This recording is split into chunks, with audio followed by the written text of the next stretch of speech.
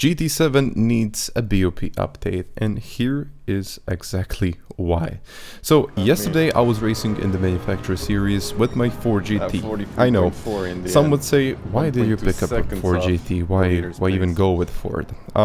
Just wanted to kind of give myself a good qualifying shot for the actual live event, but it looks like I only started in P13 1.2 seconds off the leader space. I have to say once again, 1.2 seconds off the leader space.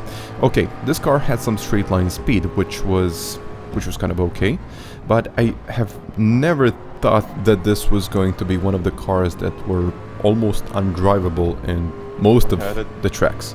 So basically I only had one track, which was Nordschleife, and a lot of random things happening there. My car was really good, but I would never go with that car again on that track. I mean, it was actually okay. I mean, let's say I benefited from other people's mistakes. It was looking kind of okay at the start of the race, but I was 4 laps after the start. I was almost 15 seconds behind the lead. Okay, he was on soft tires, but yeah, still 15 seconds. And here we are going into the pits in lap number 9, and I thought my tires were gonna be kind of okay. Let's say if you don't have really that much speed, if the car isn't really that great in the time trial, it might be good on tires, it might be good on fuel, it might be good at something else. But it looks like this car isn't really that great on tires, and it really isn't that great on fuel. I mean, some races, I think on Sardinia, I actually had to save fuel, while the other guys really didn't have to. I mean, it's really bad on fuel management. Tires were kind of okay, but I couldn't match the best cars on tires, which was one of the things that I was kind of hoping for. So when you have no straight line speed, or in this case you have a lot of straight line speed, which made this car a lot better in my eyes, and then I decided to go with the car. But let's say that I made the wrong idea or a wrong choice, and I just wanted to get the most out of it in the end. But yeah, I was just struggling, like really struggling on this track to keep my P9. And at this point, after the pit stop, I was about 20 seconds off the lead. So this Supra decided to go for a move, but I think the only thing that saved this car was the straight line speed. And I don't know how, but I kind of hold that place for, you know, for the whole race until the end. And I finished this one in P9.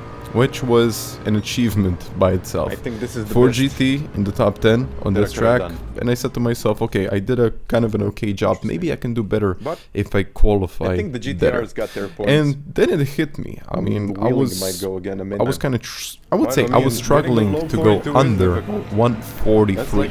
And just on Monday, we had the same combo in dailies, which was kind of interesting. I did 142.3. Just imagine that.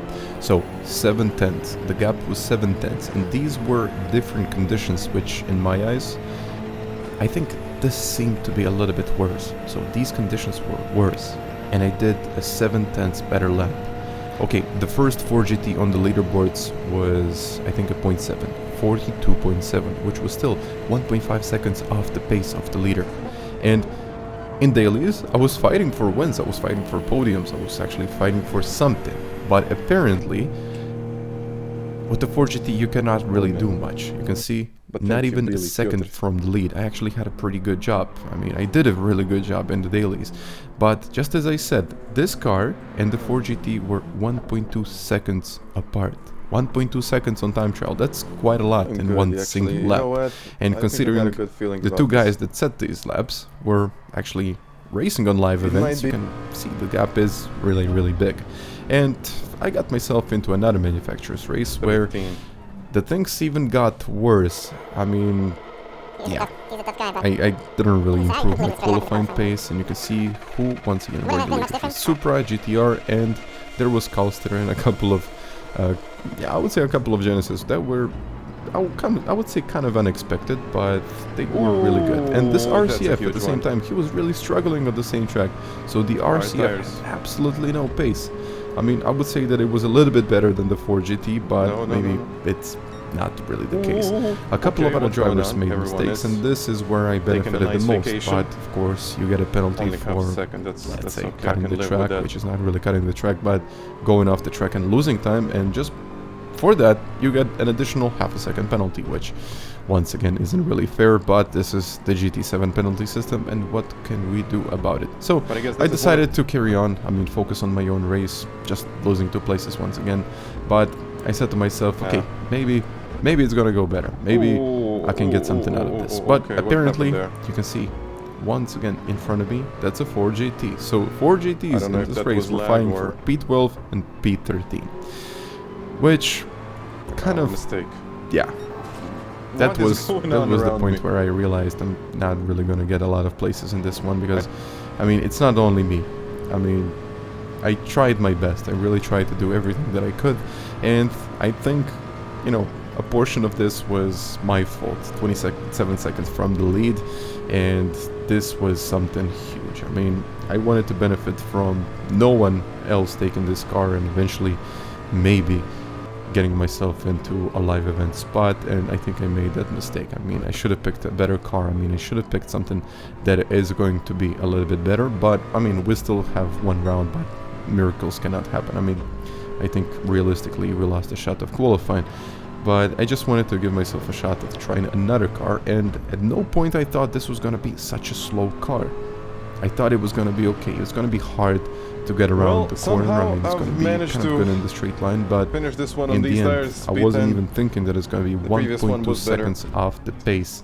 And you can see who are the usual suspects. The points will the have GTR, to be the like Supra, that, and in this case it was the Genesis. And Aura somehow managed to get that RCF into P5. So I think my car had, I would say, a huge disadvantage when it comes to time trial, and it's clearly shown on the leaderboards. I think no one in the North America took this car, even for the manufacturers. Like just imagine if a region doesn't have its own representative in the car manufacturer. So this is actually how bad this car is. And I know the BoP isn't really going to change that soon, because we still have manufacturer series going on, but I would really like to see some changes in the future. So guys, please let me know what do you think about this, and if you would like to see some changes. So until the next time, guys, think of a way that bye. this